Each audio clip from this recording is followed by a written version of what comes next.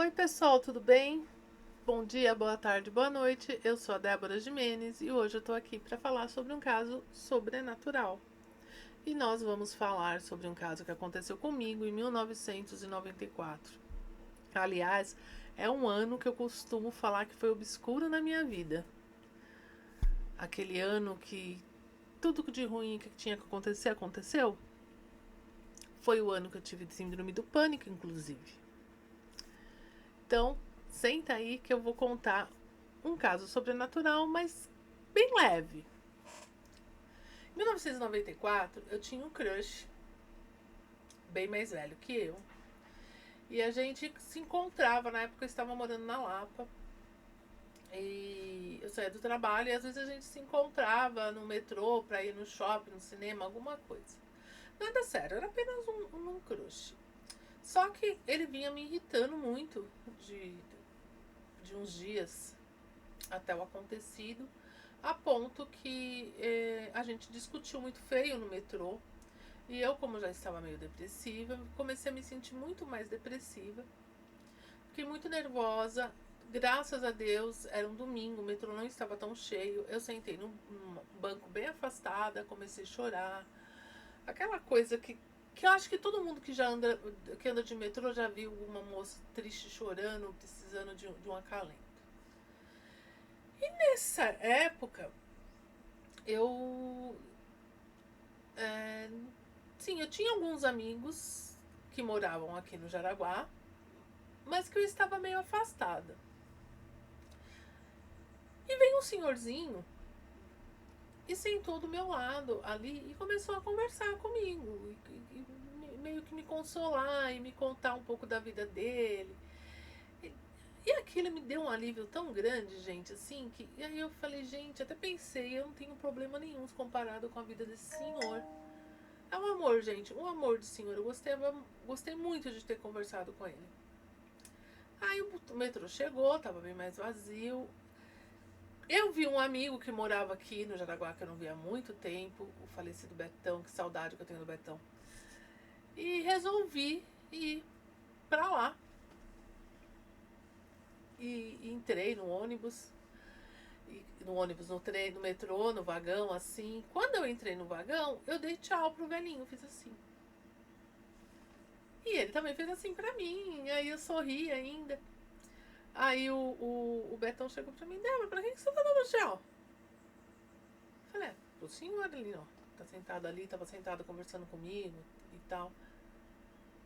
Débora, não tem ninguém ali. Claro que tem, Beto.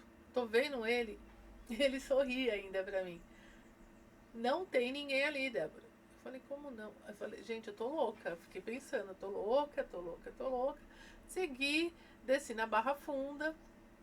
Eu acho que eu tava no Center Norte naquela época, desci na Barra Funda.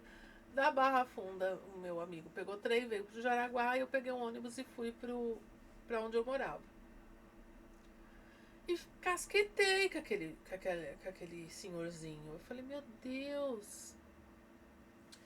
E ele tinha falado pra mim que em pouco tempo a minha vida ia mudar. Muito, radicalmente. Do que estava acontecendo, das coisas ruins para as coisas boas. E eu, inclusive, vim falando isso com o Betão no trem. Eu falei, Betão, ele falou que a minha vida vai mudar de muito, do jeito que tá. Ele falou que eu vou morar lá na casa dos meus pais. E que minha vida vai dar uma progredida e tudo que me aflige vai sumir aos poucos, mas vai sumir e eu vou ter uma vida feliz e tranquila. E foi exatamente isso que aconteceu. Eu, em pouco tempo, eu acabei voltando para morar no Jaraguá. Tive uma vida feliz, tranquila, coisas que me deixavam tristes sumiram. Meus problemas eu fui resolvendo. Nunca mais vi o crush, nunca mais mesmo, porque a gente trabalhava junto, só que ele foi transferido e depois eu acabei saindo da locadora que eu trabalhava. E foi como eu posso dizer, uma pessoa que saiu da minha vida, sabe? Depois eu vim saber que ele namorou uma outra colega nossa lá do serviço, que foi transferida com ele.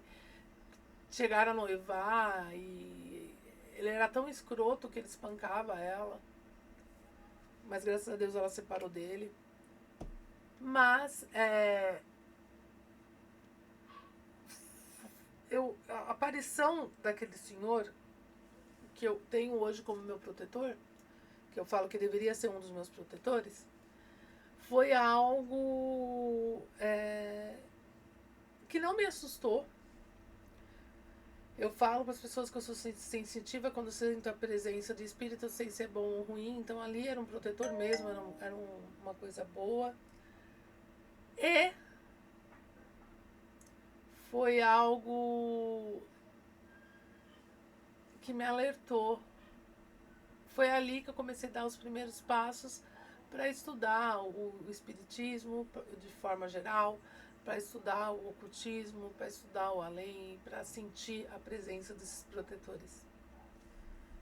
Então é isso, essa é a historinha de hoje. Eu espero que vocês tenham gostado e fiquem aí que tem mais.